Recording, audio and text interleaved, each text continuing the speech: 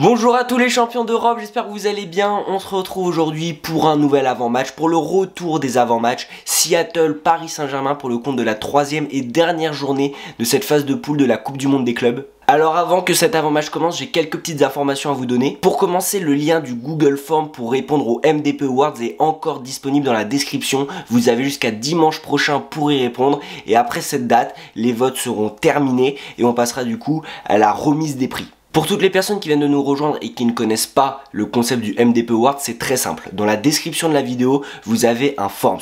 Dans ce forms, vous avez plusieurs questions. Chaque question correspond à une catégorie. Et pour chaque catégorie, vous devez nommer un joueur qui, selon vous, remplit parfaitement la catégorie. Passé la deadline donc de dimanche comme j'ai dit juste avant, je vous préparerai une vidéo un peu comme une cérémonie comme il y a pour le Ballon d'Or, les trophées UNFP ou autres, et je donnerai du coup les résultats de vos votes pour chaque catégorie. Bon, la différence d'une vraie cérémonie, c'est qu'il n'y aura pas les joueurs. Mais je vais essayer de faire une vidéo assez carrée pour que ça ressemble vraiment à une cérémonie. Bref, le lien du Google Form est en première ligne de description. Vous avez jusqu'à dimanche pour aller voter, donc dépêchez-vous. Et si vous avez des potes fans du Paris Saint-Germain, partagez-leur le Google Form. Voilà, l'objectif c'est vraiment donner vote à tous les supporters du Paris Saint-Germain, à toute la communauté mentalité de Paname, afin de récompenser nos joueurs et notre équipe pour cette saison 2024-2025. Deuxième petite information un peu plus triste, un Titi va nous quitter cet été. Thomas Carnier, voilà, va aller s'engager la saison prochaine avec le Red Star, donc voilà, bon courage à lui, et puis on le souhaite bonne chance. Alors Seattle, Paris Saint-Germain, un match où de base on avait imaginé pouvoir faire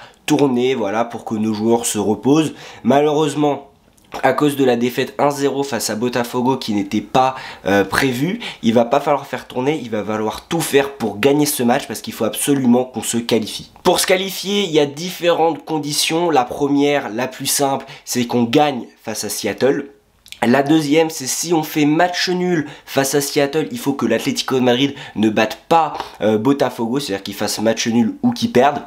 Et la troisième et dernière condition, c'est que si on perd contre Seattle, il faut qu'on perde de moins de 3 buts et que l'Atlético de Madrid perde contre Botafogo. Bref, ça fait plein de conditions un petit peu farfelues, mais la plus simple, la plus importante et celle qu'on va retenir, c'est la première, c'est celle où on a toutes nos cartes entre nos mains, c'est battre Seattle. On veut gagner, on doit gagner parce qu'on est le PSG, on est les champions d'Europe. L'objectif, c'est qu'à la fin du match, on soit qualifié, qu'on n'ait pas besoin d'attendre le résultat de l'autre match et qu'on n'ait pas à supporter une autre équipe pour espérer qu'on soit qualifié. Alors ce match se déroulera au Lumen Field à Seattle et non pas à Los Angeles comme les deux derniers matchs. Alors Seattle, c'est un peu plus au nord aux États-Unis, donc il fera toujours chaud mais il fera toujours plus frais qu'à Los Angeles. On sait que le facteur météorologique, que les fortes chaleurs impactent nos joueurs, on le voit dans le rythme du jeu parce que plus il fait chaud, plus on prend du temps à récupérer nos efforts. Donc les équipes sud-américaines ont plus entre guillemets de facilité parce qu'ils jouent toute l'année sous ces conditions météorologiques, sous ces fortes chaleurs, donc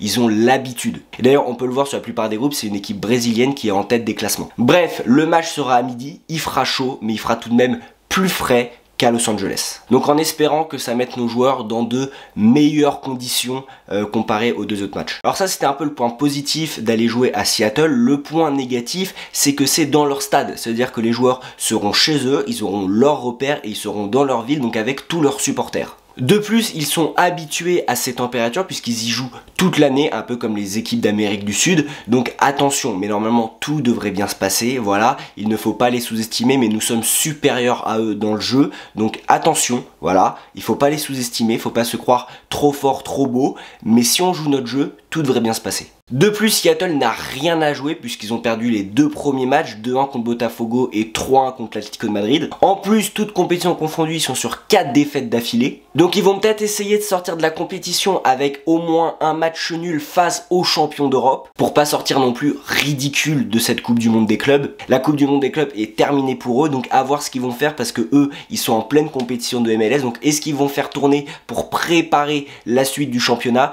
ou est-ce qu'ils vont vraiment tout donner pour espérer arracher au moins un match nul face aux champions d'Europe? Dites-moi en commentaire ce que vous pensez. Personnellement, je sais pas trop, je connais pas trop Seattle, je connais pas trop la physionomie du coach. S'il fallait absolument donner un avis, je dirais que Seattle va essayer de jouer. Voilà, les joueurs vont pas non plus faire un non-match, mais je pense qu'ils vont vite être débordés, vite être dépassés par la puissance du Paris Saint-Germain. Parce que nos joueurs, ils savent qu'il faut gagner ce match-là pour se qualifier. Il faut se rattraper, se remettre en confiance après la défaite 1-0 face à Botafogo. On sait également que Luis Enrique et nos joueurs détestent la défaite. Ils ont perdu le dernier match. Ils vont absolument vouloir se rattraper et montrer qui ils sont face à cette équipe de Seattle. Donc pour aller chercher cette victoire et cette qualification en 8e de finale de Coupe du Monde des clubs, quelle composition mettre, quel 11 de départ aligné face à Seattle?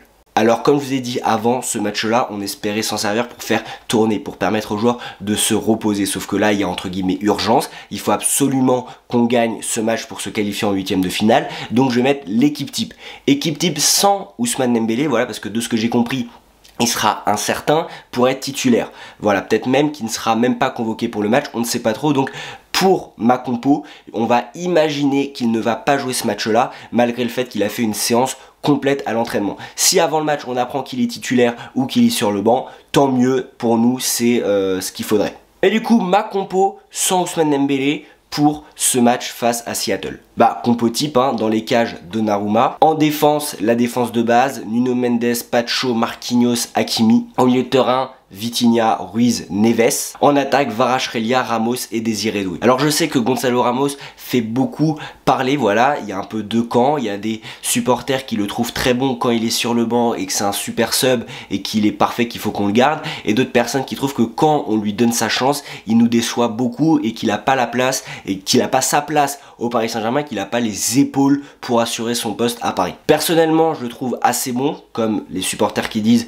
que quand il est sur le banc et qu'il rentre, il est décisif. Il lui arrive aussi parfois d'être titulaire et de réaliser de très bons matchs, mais on va pas se mentir, il y a quand même très souvent de très gros déchets. Personnellement, je l'aime bien, mais je préfère quand même avoir Ousmane Dembélé ou un autre vrai numéro 9 à la place de Gonzalo Ramos. Mais pour ce match-là, on n'a pas le choix, on prend ce qu'on a sous la main, et c'est toujours mieux d'avoir Gonzalo Ramos en numéro 9 qu'imaginer un trio avec, je sais pas, Barcola en 9, ou Gvara en 9, ou Désiré Doué en 9. Donc on met Gonzalo Ramos en 9. De plus, si on veut espérer pouvoir le prêter ou le vendre, il faut qu'il montre ce qu'il sache faire, il faut qu'il ait du temps de jeu, et on a un peu une chance sur deux pour qu'il réalise un super match. Et pour les autres joueurs, je pense que j'ai pas besoin de vous justifier pourquoi je les mets titulaires, hein, je pense qu'on se comprend. Alors j'aimerais vous parler un peu plus de Seattle, mais je vous avoue que je connais pas vraiment l'équipe ni leurs joueurs, donc je peux pas vous donner un 11, ou je peux pas vous dire vraiment les joueurs qui peuvent nous mettre en danger. Donc on est directement parti pour mes pronos pour ce match-là. Alors ils ont quand même mis un but face à Botafogo, ce que nous on n'a pas réussi à faire, et ils ont quand même mis un but face à Atlético de Madrid.